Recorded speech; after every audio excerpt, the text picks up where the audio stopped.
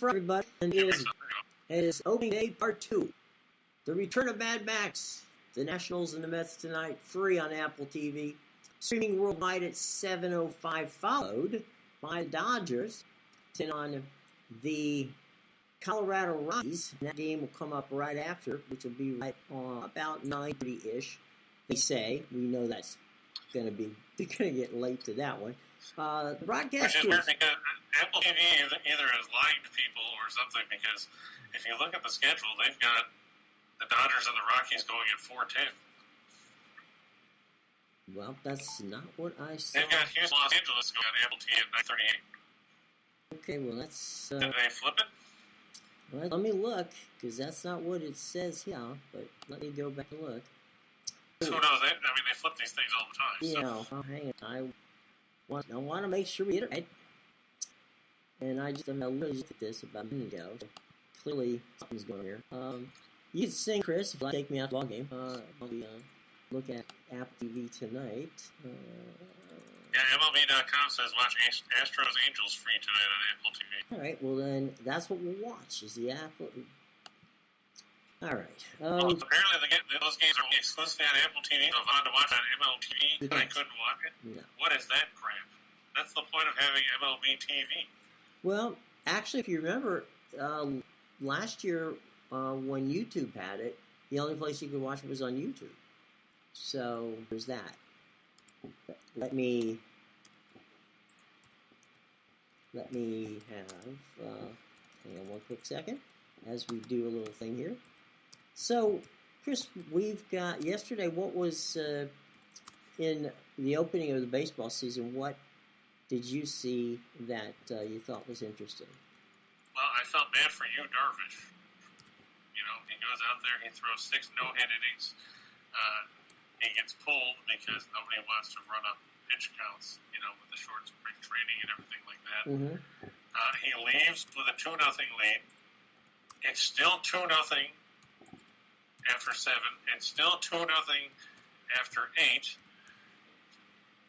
They go and they bring in their closer, who's making his major league debut.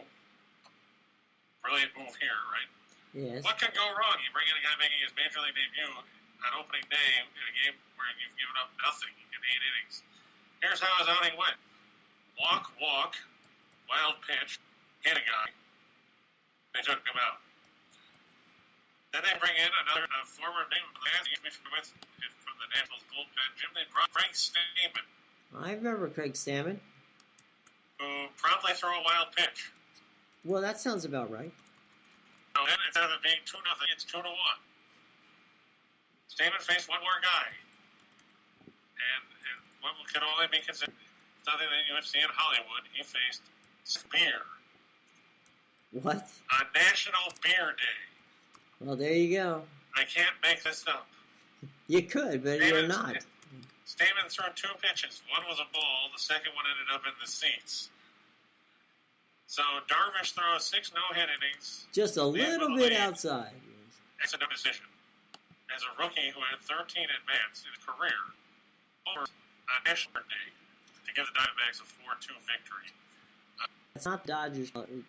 I just changed it. It should be the Angels and the Astros, and Steven Nelson, Hunter Pence, and Katie Nolan will be calling the game tonight. So, anyway, Apple TV, you don't have to have a subscription. It's free. You do have to download it if you have a streaming device like a Roku or Apple TV. Well, if you have Apple, you probably have it. Or if you have Stream, Fire Stick. So any of those devices will get it to you. You can download it on your phone. You can download it on your tablet. You can download it on your computer. So Apple TV Plus is where you get it. And like I said, you do not have to have a subscription. All Friday night baseball games will be free. Okay? So. Michael's already willing to move to San Diego to throw in the bullpen. Hey, why not? He can't be any worse than Robert Suarez or Stammen, because like we said, he threw a wild pitch and then, proceeded to watch the next one get driven into the seats. Well, the kind of look you Darvish is going to get. You know, he gets traded to San Diego, but he struggled in the second half last season, and he turns around. He throws 6 no-hit innings. He throws 92 pitches. Bob Melvin comes out and takes him out. They bring in Tim Hill. He gives up 2 hits in the 7th. They still don't get any runs. And you go to the closer, who apparently the only thing he can close is your chances of winning. Like I said, 2 walks and you plunk a guy. He threw 15 pitches. 4 of them were strikes. So in that inning, in the 9th, Padres pitchers threw 17 pitches. They walked 2, they hit 1, they threw a wild pitch and gave up a homer. Were they consistent? They threw 5 strikes in the inning. We'll see. They were consistent. They they're in a very giving mood. But when you throw 2 wild pitches against 5 strikes and get nobody out, against a team that went 52 and 110, yes, it doesn't bode well for the San Diego Padres. You know, the Diamondbacks finished with 3 hits, but they benefited from 7 walks. I just don't. Not more important than in the 9th. I just don't see, and I know a lot of people are on San Diego as the team that are going to challenge the Dodgers. I don't see how. I didn't see how before last night. I don't see how. I just don't see the pitching. Where the hell they get the pitching? Well, I mean, they've got decent pitching without Tatis in that lineup. You're looking at a lineup. They started Austin Nola at catcher, hitting leadoff yesterday. Then it was Machado and Cronenworth. Cronenworth isn't bad, but he's not a guy I would prototypically put in a 3-hole. Then you got Luke Voigt, who you got from the Yankees. Then you got Will Myers, who's overpaid. Then you got Eric Hosmer, who's overpaid. Then you got Jurickson Profar, who was a hot prospect, 7 or 8 years ago in Texas that never really panned out. Yeah, otherwise he'd still be in Texas. Yeah, then you got Hae-Sung Kim, who they got from Korea. He was the high point yesterday. He had no hits, but he did score both of San Diego's runs. He drew a walk, and he stole a base. So, I mean, good for him. And then Trent Grisham is hitting 9th. Okay, now Who in Nolan. that lineup is going to scare anybody besides Machado? They got Nolan as the catcher, right? Yeah, Nola, yeah. Right. Austin Nola. Aaron Nola's brother, right. I think. Right. There is a problem here. And that is, he can't catch. If you've seen him play, the ball seems to tend to go by him from time to time. More often than not, frankly. So it's kind of like Bob Uecker when he talked about the knuckleball. You wait for it to stop rolling and you go pick it up. You go pick it up. Why? I mean, I guess I don't know. Somebody in the San Diego Padres front office is a little whacked out. So, but before we get to the fun stuff, we got fun stuff coming up. Let's go with our buddies at Caesars. Now, Caesars has got a new deal, and that is bet insurance all the way up to $1,100 on your first-time wager. All you have to do, basically, it's very simple. You go, you open your account, you basically place cash in there, you make your first bet, and if for some reason it doesn't work out, you lose, well, they got bet insurances all the way up to $1,100. So if your bet is anywhere between $10 and $1,100 and you don't win, then they got you covered. They're going to give you another shot at it, okay? Now, you have to use our promo code, which is right there as it scrolls by.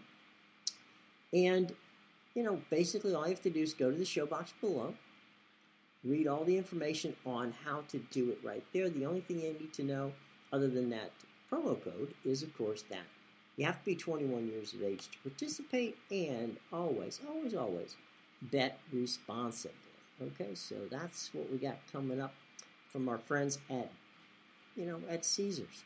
And we love the folks at Caesars. So, all right, baseball been very good to us. And let's hit some of the comments first, Jim. Before we get too involved. Sure, go ahead. Ryan asked about playing the favorites by 1.5 runs instead of prohibitive money lines. Well, if you know that the guy that's pitching for you is facing a mediocre guy on the mound, sure. I mean, obviously they would have panned out in some of the games yesterday. Obviously, the Mets in Washington with that Punch and Judy lineup that the Nationals rolled out. Like Jim said in the pre-show, unable to generate the key hit when it mattered.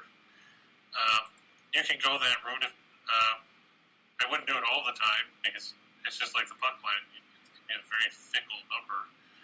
And God knows if you have a bullpen like San Diego's, you can turn a win into a loss in the blink of an eye. Because, hey, they were cruising it and would have won on the run line last night until that ninth inning. But, yeah, it's definitely an option you can take. As for the Phillies get Oakland today, Jim. What do you make of that? Are in Philadelphia or in Oakland? It's in Philadelphia in about a little less than an hour. It's Frankie Montas, who apparently hasn't been traded yet. I like the Phillies at home. Yeah, going against Aaron Nola and the retooled Phillies lineup, with Bryce Harper and Schwarber and Castellanos and JT Realmuto and Reese Hoskins. At the bank. They're playing at Citizens Park. The plus for the Phillies is they got some guys that can hit. The bad part is, can anybody for the Phillies field? Yeah, in that place, this time of the year, though, the ball doesn't travel as far because it's chilly. But, I do think the Phillies are going to be tough to beat this year. Ninja and let's see who else. And Ryan had the Reds yesterday, guys. Yep, the Reds got the better of Max Fried. I'll give them that. And look, it's 162 games, all right? Nobody's going to go 0-162, and nobody's going to go 162-0. And, good on you, Ninja, and good on you, Ryan, guys. You know us, right? When we lose, we don't hide from anybody. We just give you a nice tip of the hat and say, you know what? We give you the best information we can, and sometimes you win, sometimes you lose. We win more often than not, but you know what? Good on you guys for winning last night, okay? Because that's all. We're here to give you information, and if you win, good. That's good. You're not gonna. Yeah, I crush the numbers. I can't play the game for these guys. Right. This isn't like playing MLB the Show or out of the park baseball on the computer. And like Michael, Jim, let me ask you this first: would you have pulled Darvish yesterday after 6 innings with a no-hitter intake? He threw 92 pitches. Would you have taken him out? In what inning? That was the 6th inning, though, wasn't it? He threw 6. Yeah. Yeah. Because here's the thing. I don't want Darvish to get a no-hitter and then in 2 weeks be on the DL because he threw his arm out in opening day. So, yeah, I mean, if it was the 9th inning or the 8th inning, no. But if it's the 6th inning, yeah. I mean, his pitch count was up there. Darvish is good. Darvish starts to wane around the north of 85, 90 pitches, if you look at his stats. So, yeah, I'm going to pull him. And it has nothing to do with not wanting to see him get a no-hitter. It has to do with wanting to see him pitch again next week. See, I probably would have let him get to 100, maybe 105. But, I mean, if he had given up a hit leading off the 7th, like I think Hill did, then I would have. But, I figure, and now if you look at it, can you trust anybody in that Phillies or in that Padres bullpen? No, but I don't think they knew that whenever they took him out. Otherwise, they'd have probably left him there. But there was we've seen numerous cases where in the 8th and 9th inning, managers have pulled pitchers with no-hitters. True. So, I think yesterday. Michael has a stat for us. Pretty interesting stat there, Mike. Yesterday in the National League was 7 for 39. Yeah, so that's about where pitchers would be on that. Right. So what's the point? And that's the big thing. Everybody's going to think that you're going to have this massive explosion of offense because you have a DH. But if you think about it, most starting pitchers only get to bat once or twice anyway before they get pulled. Right. So you're not really increasing a ton of opportunities for those teams to pull things out. When he was with the Cubs, Joe Madden batted the pitchers in the 8th spot and batted, and that turned out to be a pretty smart move. If you looked at how things went for the Cubs down the stretch over the couple of years, that little maneuver gave you basically 2 leadoff hitters, and it worked out well. So the mad scientist has done it again. It was something pretty interesting, but. Yep, now we got DHs who can't hit, so There you go. But again, folks, it's only one game. The Panthers. Is it a trap? Zach is asking about a 3-leg parlay with the Avalanche, the Hurricanes, and the Panthers. He said it seems easy. Is it a trap? Well, I mean, there's always... You're right, Zach. That's very tempting. You got to watch out for Colorado. Colorado seems to be playing to the level of their competition. By the same token, you say that about Winnipeg. Winnipeg... Good for you, Marlo. Winnipeg struggled against Ottawa and Detroit. Right. So they might get up for this game against Colorado. Yeah, they might. That would be where I'd be a little bit leery. I mean, Carolina, they're playing the second game of back-to-back. Like Ryan said just above you, they came back to beat Buffalo last night. After trailing 3-1, they came back to win 5-3. I'm guessing that's why Tim's not here to talk about Sabres for the Cup, since he was at the game last night and watched Buffalo lose. Speaking of Buffalo, they'll be in the second game of the back-to-back at Florida. That game, a massive money line in that particular situation, which we'll get to. I think the Panthers, they're rested after that 7-6 win against Toronto the other night in overtime. They should take care of business. If I'm leery about anybody in that stretch, I'd be leery about Colorado, because I think Sly's Jets could bounce back with a more spirited performance against a team that obviously has played well all season. Michael's right. Tony La Russa did start a pitcher hitting in the 8th spot. It was in that same... But it's for the Cardinals, so it doesn't count. Okay. But, I mean, it was after Joe Madden had established it. And Marlo, glad that you slept well. Good to hear. Did you sleep watching the Pirates? I mean, I'm just curious. A few years ago, the talk was about some teams going to 6-man rotation. Is that thought... You know what? It's a good question, Michael. Chris, I think... I mean, please weigh in on this. I think what's going on is with... now that they're doing the bullpen games, right? With where they're now going what they call an opener, right? I don't think they feel the necessity to go to 6 starters. And to be honest with you, Michael, I don't know that many teams that have the pitching depth to go with 6 starters. They can barely fill 5. I think pretty much the only team I know of that last year tinkered with 6 starters was Milwaukee. Yeah. Because they had Woodruff and Burns and Peralta, and then Hauser and Lauer and Brett Anderson. Right. Not like anybody wants to consider Brett Anderson a starter at this point, because he only averaged about 4 innings an outing. Right. But they're pretty much the only team that I know of for sure that went with 6 starters, which probably kept Burns healthy down the stretch and kept Peralta going and things like that. They'll probably stick to it again because, if it's not broke, don't fix it, because now they can stick Ashby in that spot if they want to. You could. Cabron Hayes hurts his right arm. They're signing the biggest contract in Pirates history. Yeah, that is kind of a Pirate jinx in that regard. 8 years, $70 million, and when he got hurt diving at third base or something. Yeah. I mean, you even look, last year you even had the Dodgers go to a bullpen game, and the Giants to a bullpen game.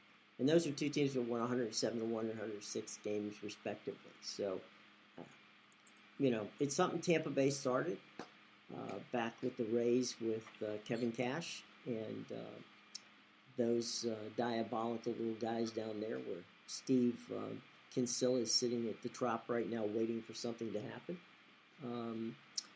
And it's not gonna for a while, but he's there. So, by the way, Pete Medhurst sent us a text saying that he would have been on today, but he was exhausted because he didn't get off the air till 1 o'clock in the morning last night, and he started. Yeah, I can imagine with the rain delay and everything else. They didn't start until 8. They didn't start till 8:20. There you go. So there you go. And at Yankee Stadium, the Yankees have just tied the game with the Red Sox 3-3. Giancarlo Stanton with a massive 358-foot homer to right field. And that's the great part about having that short porch at Yankee Stadium, is you can hit the ball about as far as you'd hit a wiffle ball, and it'll get over the wall and right.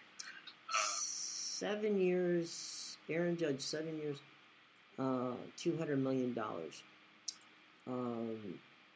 I tend to, Michael, if it were me, and nobody asked me, but if it were me, I think that I wouldn't sign anybody to a 4-year contract. That's just me. Yeah, Cashman said they offered a 7-year, $213.5 million extension, which paired with the $17 million in arbitration that they offered would make it about $230 for 7 years. But I mean, Judge, he's going to be 30 this year, so I mean, 30 later this month, even I think it is. Yeah, I don't think on the open market Aaron Judge is going to get. Well, he might get. Look, I mean, there's wacky money out there. There might be somebody to pay Aaron Judge north of $250 million and give him 7 years. I don't know who that would be, but there might very well be somebody out there. It's not going to be. It's definitely not going to be Brian Cashman. I can tell you that. Did somebody ask me? Do you think that Max Scherzer left? Why do you think? Because he was going to be a free agent, and he had talked to Mike Rizzo, the general manager, and Mike said if he wanted, he would try to trade him to a team that had a chance to win a World Series. He traded him to the Dodgers.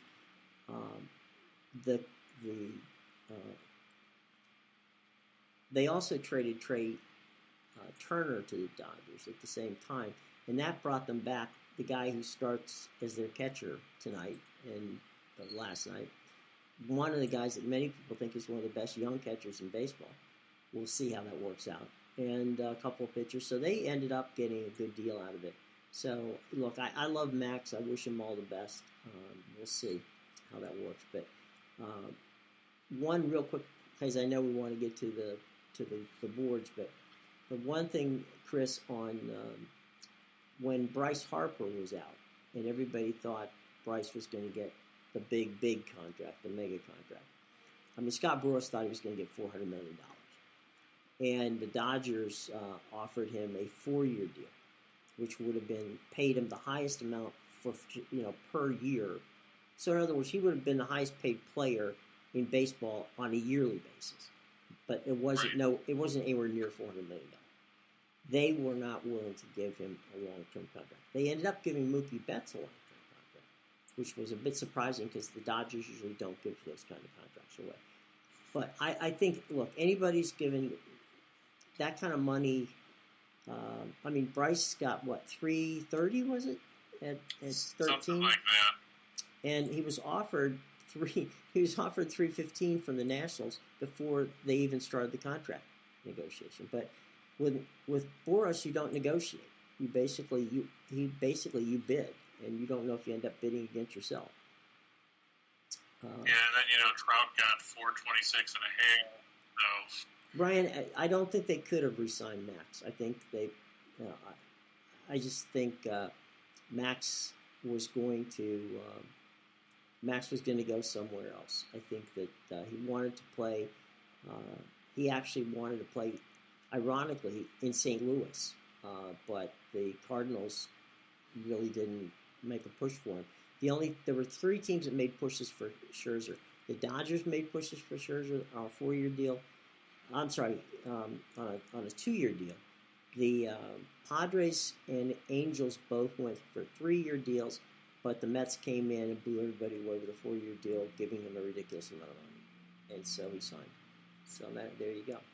But I would like to have seen him sign back with the Nationals, but I just don't think that would have happened. Chris, the Cubs are on pace to win 162 games this season. That's true, they are. That was a good game against Milwaukee.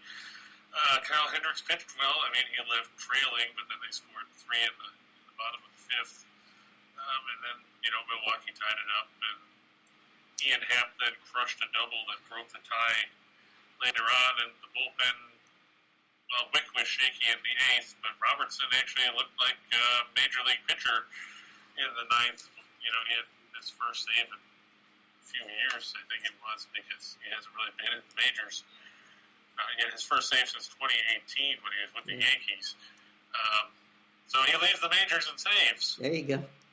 Hey, Wanda, I'll tell you right now, if the Phillies don't make the playoffs this year, that everybody that is a coach, manager, and front office player will probably be fired. This is it. They're pushing all the chips in. If they don't make it this year, look for Joe Girardi and the entire front office to be gone. Because one of the things you don't want to do in Philadelphia is lose. The Flyers are getting crucified in the Philadelphia media for it. The 76ers are not. What little bit of faith that people had in the Sixers is going quickly. The Eagles are on life support, and right now, the Phillies are the only thing that the city of Philadelphia thinks they might have going in their direction. So if they don't make it this year, buddy, you got that right. They could be in deep trouble. Well, we got to go. The Phillies had that good run from 2007 to 2011, made the playoffs 5 straight years. They went 102 and 60 in 2011. Since then, they haven't won more than 82 games. They got old, and they didn't replenish the farm system. And now they did, but it's not quite there yet. Everybody else got caught up to them. All right, let's go to the board, my friend. Yes, okay. Let's go to the board. You want to put it up? You want me to put it up? I'll put it up. It's right there. Okay.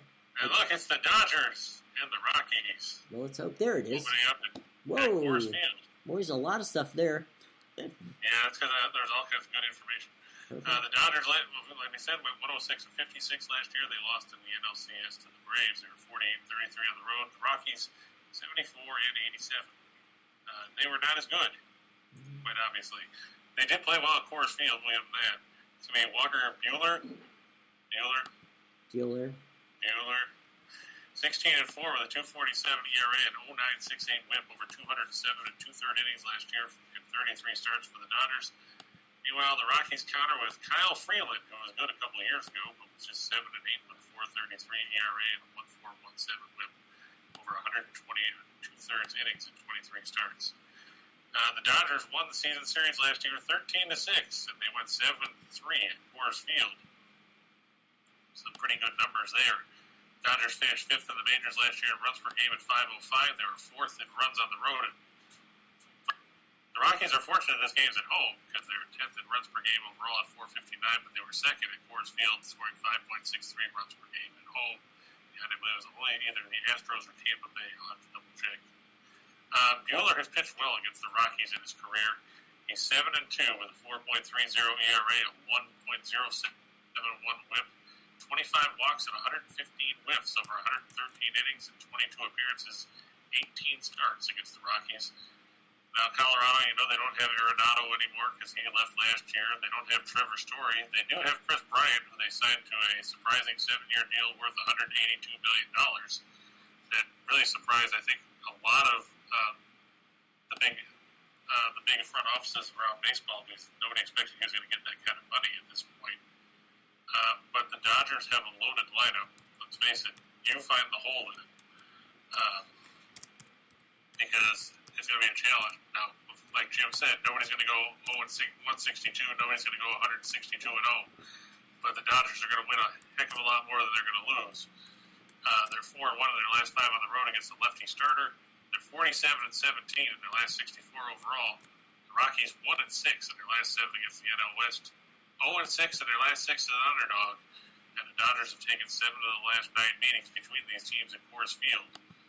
I have to give the edge to Buehler on the mound over Freeland, and I have to think that the Dodgers lineup, which we said is loaded from 1 to 9, starting with Mookie Betts and ending with whoever Dave Roberts wants to put in the 9 slot, is more than capable of taking advantage of Colorado pitching, especially in the thin air of Coors Field. I'm wondering, I just want to see Freddie Freeman in a Dodger uniform. That's just going to look weird to me. Well, I mean, it's no different than half these other guys. No, I'm not saying it's just he's been in a Braves uniform for so long. It's just, I mean, it's the same thing with Pujols when Pujols left St. Louis and went to, the Angels. It was just different to see, them in a different uniform. That's all. In the case of Pujols, he didn't change colors. It just went from from red to red. Yeah, starting lineup today for the Dodgers is going to be Betts, then Freeman, then Turner, then the other Turner, Not Tina Turner, not Ike Turner, but Justin Turner. Then Max Muncy will bat fifth. Will Smith, the catcher, not the actor, will bat sixth. Chris Taylor seventh. Cody Bellinger is going to hit eighth. And Gavin Lux will be playing second and hitting ninth. The starting lineup for the Rockies, Charlie Blackmon will lead it off in right field. Chris Bryant will play left and hit second. Brendan Rodgers will hit third at second base. Then C.J. Crone, Ryan McMahon will hit fifth. What is this guy named Joe for the Rockies? He's at the DH. I'm actually not 100% sure what his first name is. It could be.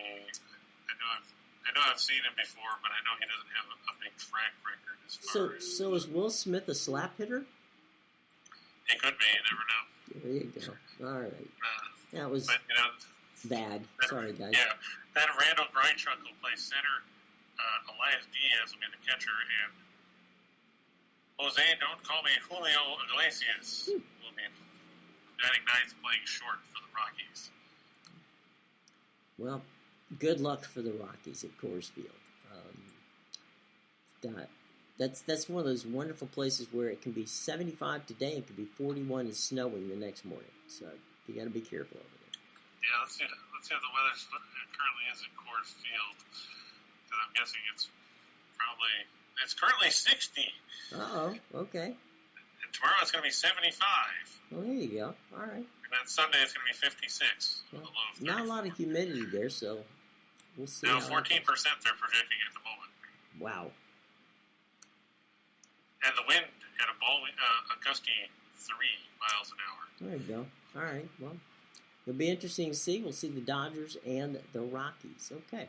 So we go from the Dodgers to the Rockies, and I have a feeling we're headed to Nats Park for Max Scherzer hitting the mound tonight.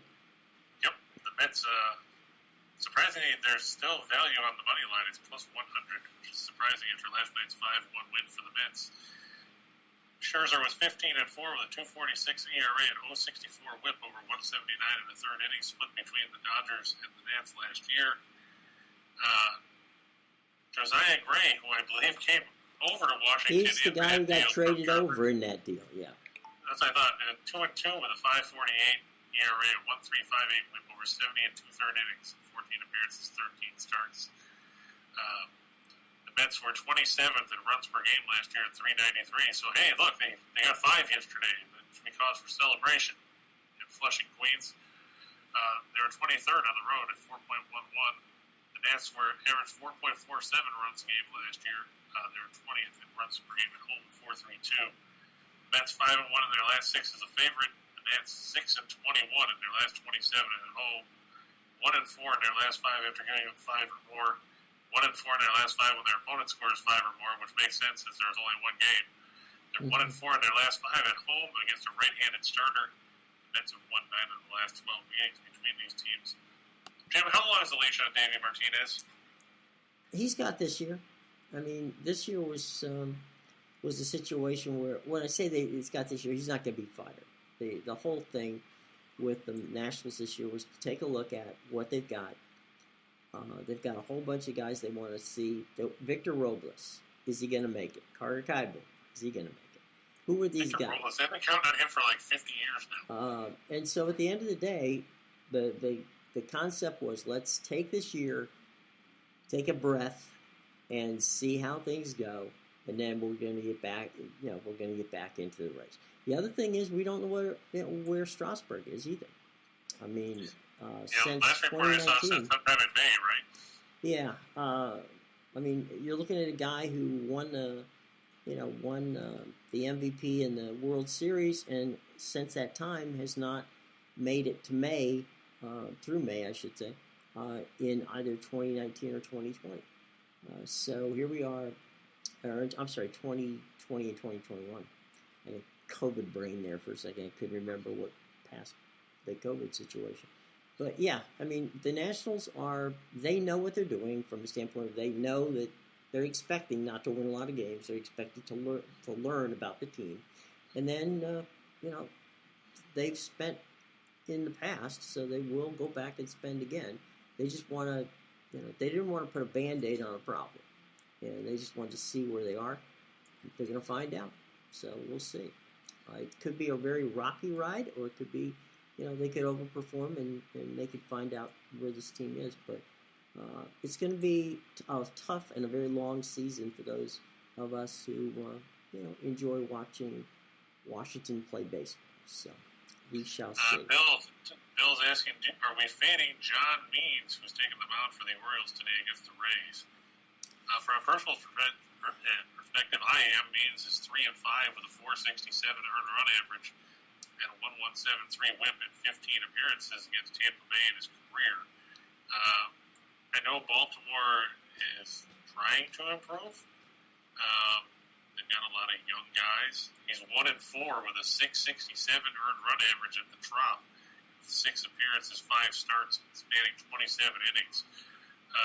Let's face it, this is the kind of game Tampa Bay wants to open up with. They're facing, obviously the worst team in the AL East. I'm not going to say they're necessarily the worst team in the American League because they've actually tried to make moves to improve things. But let's face it, Baltimore is probably 2 or 3 years away from contention at this point. The problem is you can't do what Baltimore's doing and compete in that division. You just can't.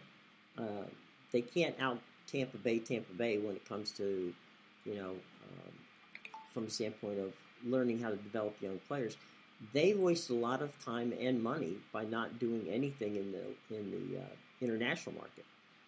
I mean, that's where, if you look at where are the great young players that are in baseball now? They're all from either the Dominican or, in the case of Otani from Japan. So if you don't spend a lot of money or time in that area, what do you got?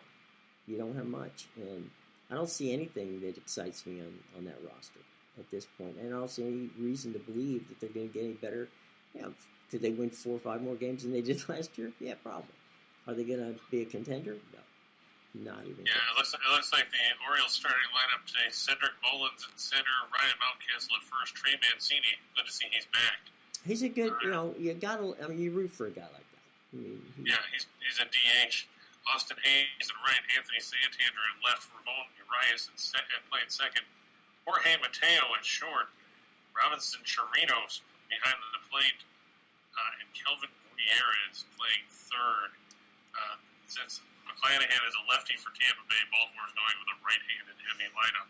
I'm surprised we're not going to see Adley Rutschman out there. Meanwhile, Tampa Bay, Yandy Diaz at third, Franco playing short, Harold Ramirez playing first and hitting third. Apparently they're not going with G-Man Choi. Randy Arozarena playing left, Brandon Lowe at second, Mike Zunino behind the plate, Josh Lowell, DH. Manny Margot. Remember how everybody thought he was a can't-miss prospect a few years ago?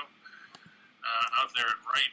And Kevin Kiermaier, man, ninth and play center, taking care of business as a former Gold Glover.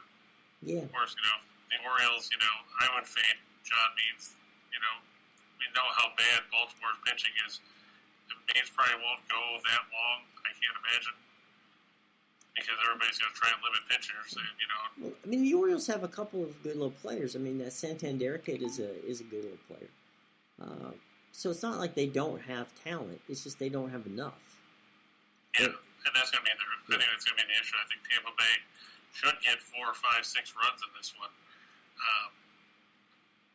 I just don't have a ton of faith in Baltimore. Jim, what do you think? Will Tampa Bay go over 4.5 runs tonight? I think they're going to get at least 5. This is funny because this is a team that, remember, Tampa Bay used to play defense and get pitching, right? And last year they were among the leaders in scoring runs. So, I think getting over 4. The good news for them is, they're starting at home, so it's not like they had to go north to get. They went north from Port Charlotte, 100 miles north, to St. Petersburg. But they should have no trouble. I don't think Means is the kind of guy who's going to stop a lot of it. So they should score 4 or 5 runs today. Yeah, Tampa Bay was second in the majors last year, averaging 5.28 runs a game behind only Houston. Which is a surprise because that is not the way normally, Tampa Bay would win. They played with solid defense pitching and they'd get you 2-1 or 3-2 or something like that. But last year they were able to to actually out muscle the Yankees. True. So there you go. All right, so let's go to the ice. We got some games in hockey tonight. That's true. There are. I heard rumors. Yep. Thinking exactly about the Hurricanes, I like them tonight over the Islanders. Like I said, we know that Carolina played last night. They beat Buffalo 5-3 at home. The Islanders 32-28-9 overall. They're 14-15-5 on the road. Carolina 46-17 and 8. They're 26-6-4 on home ice this season. Ilya Sorokin 22-14-7 with a 230 goals against, a 927 save percentage, and 6 shutouts in net for the Isles against Frederik Andersen 33-12-3 with a 207 goals against, a 926 save percentage, and 4 shutouts. The Islanders 23rd in goals for at 2.77. They're 4th in goals against, 2.65. Carolina 8th in goals for at 332. First in goals against at 238. So this is Barry Trotz's kind of game, neutral zone trap, dump it in, and hope that, your goaltending holds up, because Carolina's stingy defensively, too. The problem for the Islanders is Carolina can actually light the lamp with some sort of consistency, something the Islanders have lacked all season long. Going back to that season opening, what was it, 13-game road trip or whatever it was. Something like that. Yeah, it was a long trip, that's for sure. Yeah, Carolina 6-1 in their last 7 on Friday, 5-1 in their last 6 when their opponent scores 2 or less. Isles coming off a 3-2 road loss to Dallas. Carolina 4-1 in their last 5 against teams with a losing record. The Isles 4-14 in their last 18 as a road underdog. 7-25 in their last 32 with a winning record, and 5-22 in their last 27 as an underdog. As Sly said, Jacques Lemaire would be proud of this game.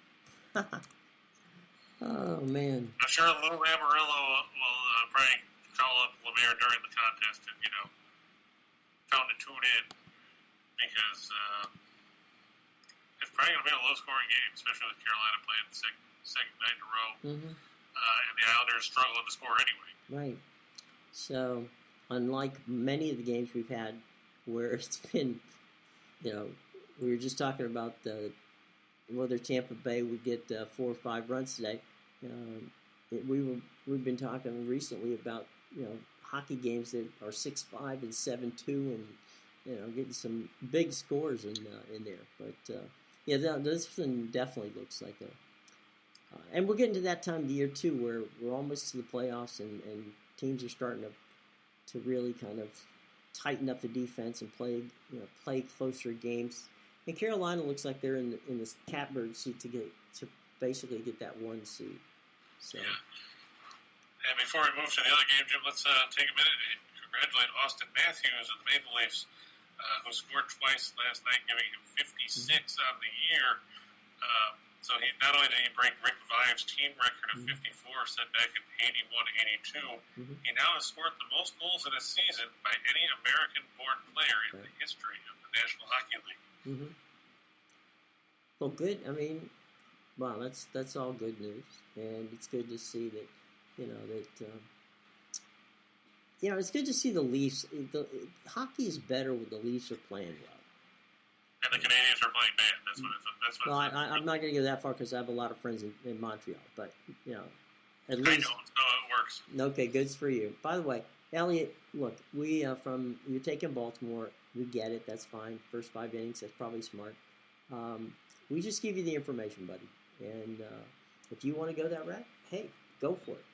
We're not always right. You never know. All right. So, from Hurricanes and Islanders, we're going to the Panthers and the Sabres. This is a. I told you that money line was big. Yeah. That's an ugly money line. It is. The puck line's better. Yeah, it's not great, much better. But, yeah, the Sabres 26-35 and 11. They're 12-18-5 on the road. Florida 49-15-6, and we've talked all season long about how well they are on home ice. They're 29-6-0 on home ice this season. Dustin Tokarski 7-10-5 with a 324 goals against a 901 save percentage, 1 shutout for Buffalo. Expected to be between the pipes. Good old Sergei Bobrovsky, who we saw get yanked in that game the other night, 33-6-3 with a 271 goals against and 911 save percentage, 3 shutouts. It's nice. It's great to have a pretty record like that, but when you're getting 4 or 5 goals a night supporting you, it's kind of hard to not have a good record. Buffalo 25th in goals for at 274, 27 goals against at 3.5. Florida leads the league in goals per game, Jim, 4.16. Which offsets the fact that they're a middle-of-the-road team defensively, giving up 2.94 a game, which is 14th. Florida's 44-9 in their last 53 as a home favorite. They're 23-5 in their last 28 against the East. They're 43-10 in their last 53 at home. They're 7-2 in their last 9 after giving up 5 or more. So when they give up 5, they still come back and win games anyway. Buffalo 33-92 in their last 125 on the road. So we're talking about 3 seasons worth of road games here, basically. 17-47 in their last 64 against teams with a winning record. 9-24 in the third game of a 3-game and 4-night situation, and they're 1-7 in the last 8 meetings in Florida. If those numbers weren't bad enough for you, we'll throw in one more. We talked about how the Panthers lead the league in goals for when it comes to playing at the FLA Live Arena. Yeah, that's what they call it this week. Whatever the dump is in Sunrise, Florida puts up a robust 4.74 goals a night at home. That's pretty impressive.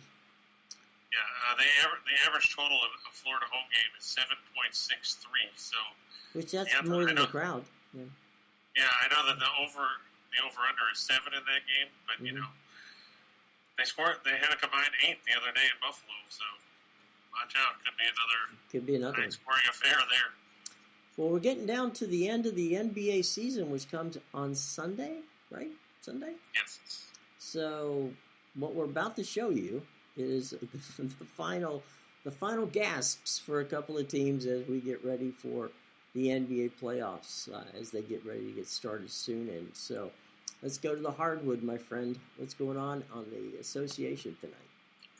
Well, you got the Nets and the Cavs coming in from the Barclays Center tonight. The Nets currently 8th in the Eastern Conference playoff picture. They're tied with the Hawks. Funny thing is, who knows what's going to happen in the play-in tournament, because here's the records for these 4 teams. Cleveland is the 7th seed right now. They're 43-37. Right. Brooklyn is the 8th seed. They're 42-38. Atlanta's the 9th seed. They're 42-38. And Charlotte is 10th. They're 41-39. Okay. So there's 2 games separating those 4 teams. With 2 games to play. Right. So these things can jump. You can see Cleveland playing in the 9-10 game. Mm-hmm. You can see the Nets and the Hawks play in the 7-8 game. Who knows? I'm not feeling Cleveland tonight here. If you look, the Cavs on the road, they've had some trouble. They lost 2 in a row coming into this one. Quick look at the injury report says Jared Allen still not playing with that broken finger for the Cavs. Evan Mobley, at least, is questionable. Meanwhile, for Brooklyn, you won't see Goran Dragic, who's still in the protocols. Seth Curry is probable tonight. He's been upgraded, which can only help Brooklyn's chances here. Mm-hmm. The Nets coming off that big comeback win the other night against the Knicks. Feel bad for Tony. The Nets 9th in scoring offense at 112.6. They're 4th in field goal percentage at 47.3. Cleveland 4th in scoring defense at 105.4. But the problem is the Cavs don't score a lot of points. They're 25th in the league at 107.5 points a game, despite shooting 46.8% from the field, which is a respectable number. Mm-hmm. But Cleveland 19-51-2 against the spread in their last 72 after an ATS loss. They're 2-8 against the spread in their last 10 overall. They're 1-4 against the spread in their last 5 against teams with a winning straight-up record. 1-5 in their last 6 after a straight-up loss, and 1-5 against the spread in their last 6 on the road. Things not looking good for Cleveland. You know, they were great early in the season. They were sitting, second in the East for a while. Mm-hmm. And then reality set in. And unfortunately, reality continues tonight. That's the terrible thing about reality. It happens every day. So the Nets and the Cavs, and what, as you said, it's a scramble for seeding in the East. So from Brooklyn and Cleveland, we go to Let's see, where do we go? I forgot. We'll find out together. Yeah, we're going to go to Toronto. Whoa. That's Now, another ugly number. Yeah, it actually went down. So, I mean, that's something. Yeah. But Toronto, they beat Philadelphia last night. I don't know if you saw any of the Philadelphia game. No, I didn't. There was one point late in the game. I think Philadelphia was down a couple of points. James Harden did his patented step back three and airballed it. Maybe you should have stepped forward a couple of feet. Yeah, it was horrible. I mean, and then, so they lost one, I think it was 119, 114, something like that. But, it was a tough loss for the 76ers, who now dropped to fourth in the East. They're 49-31. Boston is 50-31. Milwaukee is 50-30. Miami 52-28 at this point, which is a good thing for them. I believe, like Bill said, that Miami has now clinched the top seed in the East. They did last night. Okay, so, yeah, I'm guessing that it's going to be interesting to see what they do now. I know Tim was saying that Miami didn't want to have the top seed, but, sometimes somebody has to have it. Yep. But in this one, Toronto 20th in scoring offense, but they're playing a Houston team that is dead last in the league in scoring defense at 118.1 points a game. They're dead last in field goal percentage defense at 48.3. They're not great offensively. You look at the injury report for the Rockets, they've ruled out, again, Eric Gordon, Dennis Schroeder, and Christian Wood, so you're going to see a lot of Kevin Porter Jr., Jalen Green, Alperen Seguin, or whatever his name is. Basically a bunch of guys that they're just throwing out there to try and get minutes. The only big missing piece for Toronto is OG Anunoby. He's out with a quad contusion. Precious Achiuwa is questionable with a knee bruise. Personally, Precious Achiuwa should be sitting on the bench after he decided to commit a foul with his team up 70 points with 20 seconds to go. Why you foul Joel Embiid on a three when it didn't matter? He needs to slap that kid around and make him realize game situation. You can't teach a witness. The first 5-1, their last 6 against teams with a losing record, and when you look at Houston, they're 20-16. You can't get much losier than that. Houston 3-10 in their last 13 after an ATS win, 1-6 against the spread in their last 7 as a road underdog, 0-4 in their last 4 on the road against teams with a winning home record. I know Toronto played yesterday, but they should have no problem dispatching a bad Houston team. I don't think Toronto can catch Philly. Well, they're 2 games back with 2 to go. Right. So let me see what the head-to-heads were between them. So they may be just stuck in the. And I don't think Chicago can catch Toronto. So. No, they're 2 back of them as well. Yeah. Well, Toronto won 3 of 4 in the regular season series this year. So if Philadelphia were to drop 2 in a row, right? Well, 2 more in a row, and Toronto to win out, then they would both be 49 and 33. And right. I would think you would have to give the advantage to Toronto because of head-to-head matchups. Because of the matchups, yeah. So. Otherwise, well, either way, it's basically going to be those 2 teams playing in the first round. Right. If things hold the way they are. If everything goes the way they, if it goes, as we like to say, coming off of March Madness, if it goes chalk, that's what we're going to see. Right. So, if we go chalk, that's it. But, and I know it's stunning news for everybody, but LeBron James will miss the final 2 games of the regular season for the Lakers. He'll be sitting in Beverly Hills watching them on television, or in what was it? One of our observers out there like to say that LeBron likes to sit on the bench with sunglasses and watch the game. So maybe he will be on the bench with sunglasses. You never know. Anthony Davis, Carmelo Anthony, and Russell Westbrook also not playing tonight for the Lakers. And most of the season they didn't play, so I guess it's only apropos. And what's funny is the Lakers actually looked good for 3 quarters without those guys yesterday. Well, there you go. Shows you something right there. All right, moving on. So 2 for the money. 2 for the money, yeah. It's Sly says Raptors for the upset over the 76ers, who are chokers until they prove otherwise. We will see. We talked about these. The Panthers over the Sabres, the Hurricanes over the Islanders. I don't think we need to touch a whole lot about those games. You can just skip over that Mets game and go. Yeah, we'll skip over the Mets game for Jim. And the Blue Jays, it's going to be Jose Barrios getting the start against John Gray and the new-look Rangers. Here's the thing with the Rangers. They spent a whole bunch of money signing a new middle infield. The problem is they still have holes in the rest of their lineup. And their pitching's not all that great. I mean, come on. They signed John Gray. Everybody likes the Blue Jays. Yeah, I think Toronto, they've another team with a loaded lineup. Mm-hmm.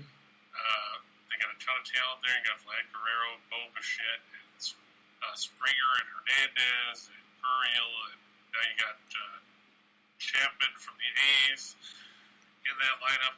It's going to be a dangerous lineup. I think the Blue Jays should get the win over Texas. Mm-hmm.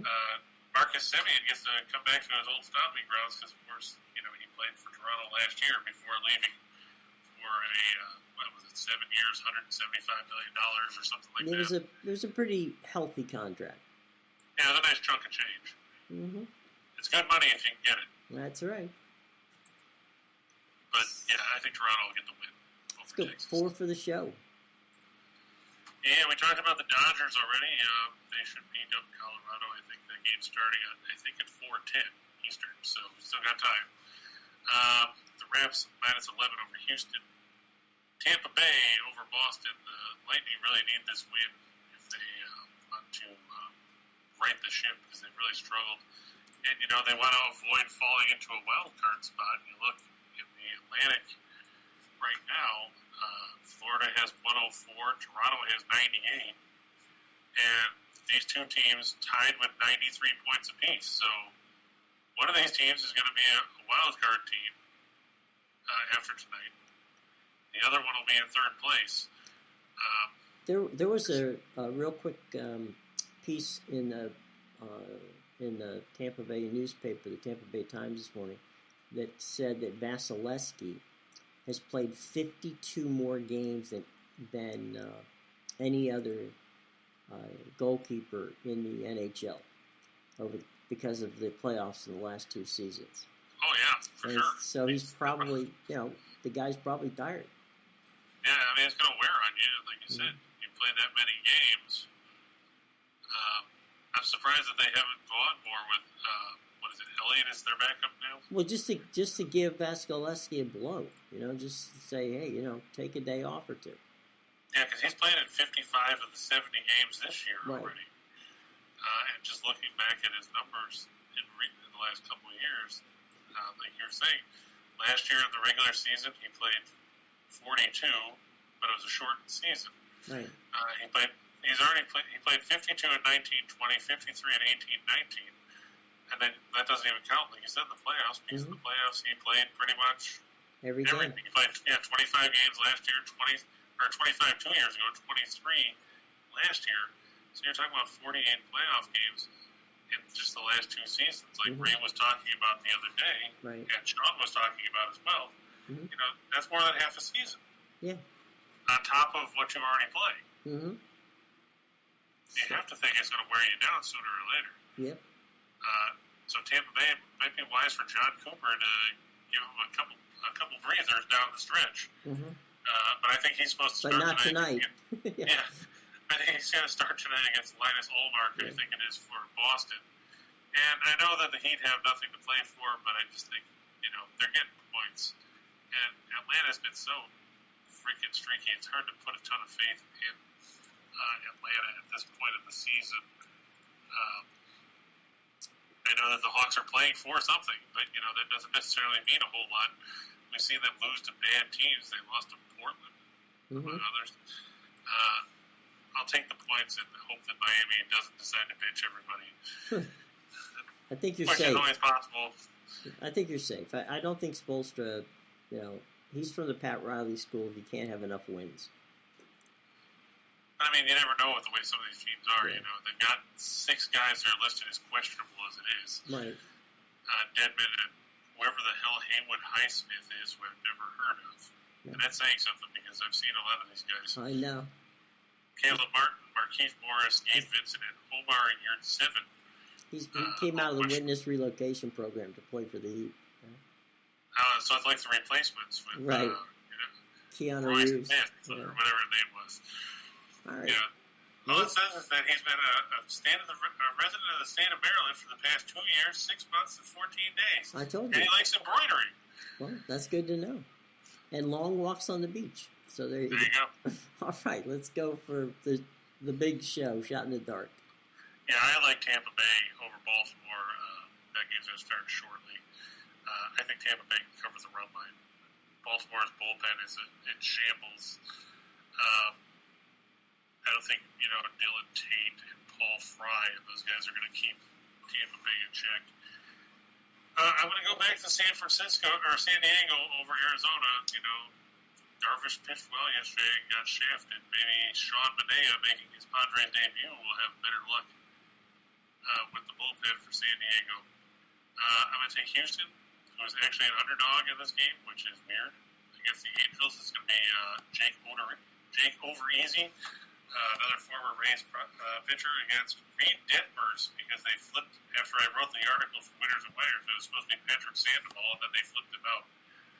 So Sandoval will go Tuesday. We talked about the Nets and the Cavs. Dallas favored by 655 points over a Portland team that has no players.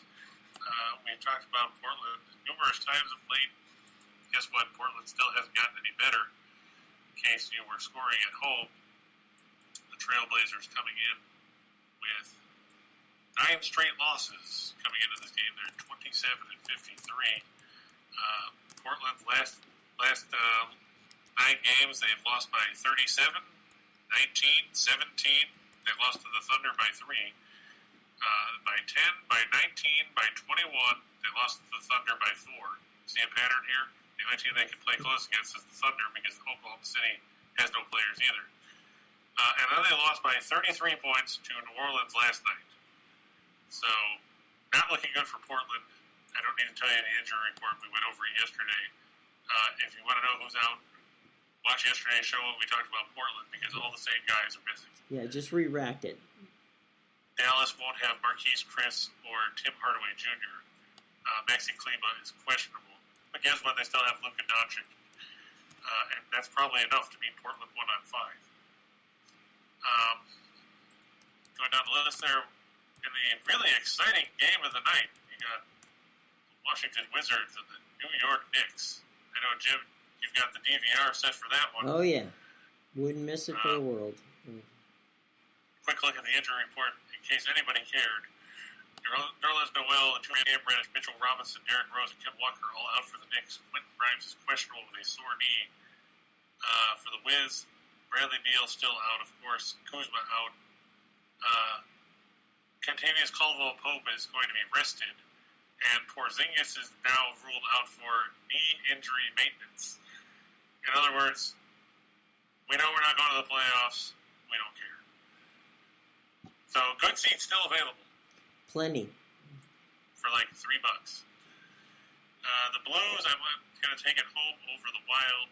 I just think St. Louis plays well at the Enterprise Center. I've seen James was asking if I thought that game was going to go over the total. I think it will. Which one? The Blues. Oh, the Blues. Okay. Yeah, I think you look at recent meetings between those teams, seen a lot of high-scoring contests. Just take a quick look here. Coming into this one, Minnesota has been an under machine of late, but if you go and look at the head-to-head matchups, New Year's Day was, of course, the Winter Classic where when it was outside it was like -6.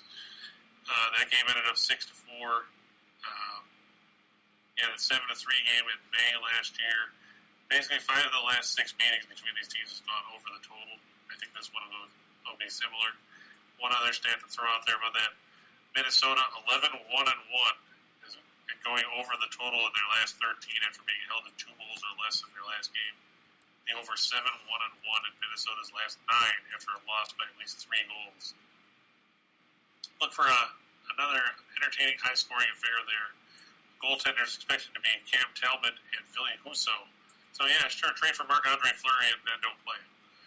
Mm-hmm. I went with the Avalanche here, but I was shaky about it. That's why it's down here and not supposed to be up near the top. I just think Winnipeg can play up to the competition. And I look for that to be another high-scoring game as well. Colorado can score. Winnipeg can score when they want to. Just taking a quick look. Winnipeg, in head-to-head matchups of late, the last 3 meetings between these teams have gone over the total. We've seen 11, 8, and 9 goals in those 3 games. Makes 6 seem downright low when you get right down to it. Darcy Kemper and Connor Hellebuyck expected to be between the pipes in this contest. I was just making a quick look here, and at the moment, Tiger Woods, who stunned everybody yesterday by having an outstanding, 1 under at Augusta, is playing the 4th hole at Augusta right now. He's at +3, and he's had a rough start. He's had a rough start. The afternoon at Augusta is a lot different than playing in the morning, and so he's behind. He's tied at 31 at this point in time, but still, all in all, even if he misses the cut, playing as well as he did yesterday, and he still has plenty of holes to play. It's early in the round for him. So he's playing the afternoon round there at Augusta. It's going to be windy, and that might be a little bit of a problem for him. So we'll see how that plays out. So that's definitely an interesting storyline. And on the diamond, the Red Sox have just taken a 4-3 lead in the top of the 6th. They are now going to the bottom of the 6th.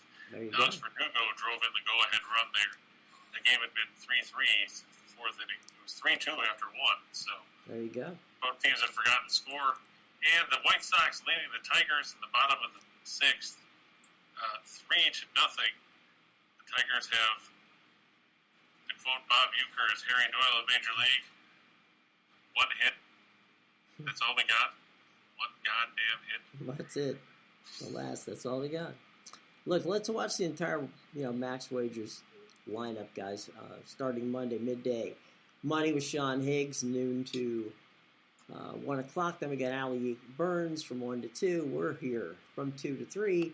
Scott and Scott holding down the fort from 3 to 4. And then game time decisions, Nick, Tim, and Lenny at 5. So Detroit Lenny can't be too happy about the way the Tigers have looked so far. I'm sure he's less than pleased. But Javier Baez, in his Tigers debut, has whiffed twice into advance. Whoops. All right, well, there you go. What is down at Austin Meadows do? That was a last minute he just pickup. drew his second walk. Okay, well, he's on base twice. Yep, he flew to left and then he's walked twice. So the Tigers now have 2 on and nobody out in the 6th. There you go. Well, we'll see. We'll keep we Lenny. bring up Javier Baez. Yeah, come on, Lenny. All right, guys. Any final questions before we get out of here on a Friday game? Anything we haven't seen from the class? I think we got everything. Got them all? Anybody that's looking for exciting stuff about NASCAR, Steen, Reichel, and I will be on sometime after 4 p.m. to talk about this week's race, which I think is... I have to look and see where it is, because I don't remember. I always do the research after the show and before that show. Oh, it's at Martinsville, that's right. Oh, that's growth. All right. That's a tough track. Yeah, but that's the good part about it.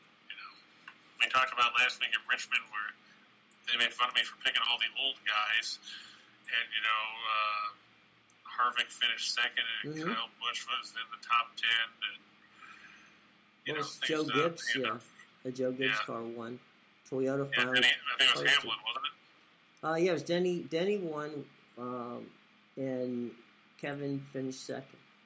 So. Yeah, they could have done things the other way and made it a lot easier, but Martinsville is there are people with backyards bigger than Martinsville. That's a very, very tough track to race on. So it'll be interesting. So by all means, check you guys out before 5 o'clock sometime. check it out. And if you miss it, sometime before Tim and Nick and Detroit Lenny are on. show up. Okay. Well, look, guys, have a great weekend. Plenty of baseball over the weekend. We already told you today that there's going to be a doubleheader on Apple TV. You don't have to worry about Peacock for a while. That doesn't happen until May, and we'll let you know about them, in advance. All those games are free streaming, so you can watch them. And we'll be back. By the time we come back on Monday, we will know who's in the playoffs in the NBA. Yeah, we'll get to see the play-in tournament matchups and all that, because I think those don't start until, Wednesday? I think the play-in tournament starts Wednesday? Yeah, I think so. Don't forget to go to the show box below for 3 things. All right. Number 1, what you want to do is you want to see, our buddies at Caesars. They've got that great promo going on. Number 2, you want to get a free baseball book that we are putting out, and everybody, loves it. It's over 100 pages. Chris spent a lot of time working on it, so please check that out. It's free, and it's very helpful, and you'll enjoy it. And then, if you want Chris's parlays, that's where you get them. You go in the show box below, click on, it's got all the information on how to have the parlays sent directly to your email box every day. So there's that. So there's 3 good reasons to go to the show box below, and on the way down, hit that like button, the subscribe button, ring the bell, so that you can be with us every day at 2 o'clock, okay? Monday through Friday right here on the Max Wagers Network. So, for Chris King, I'm Jim Williams saying so long, everybody. We will see you on Monday, and we hope that you have a very nice and safe weekend, okay? Take care, everybody. We'll see you on Monday.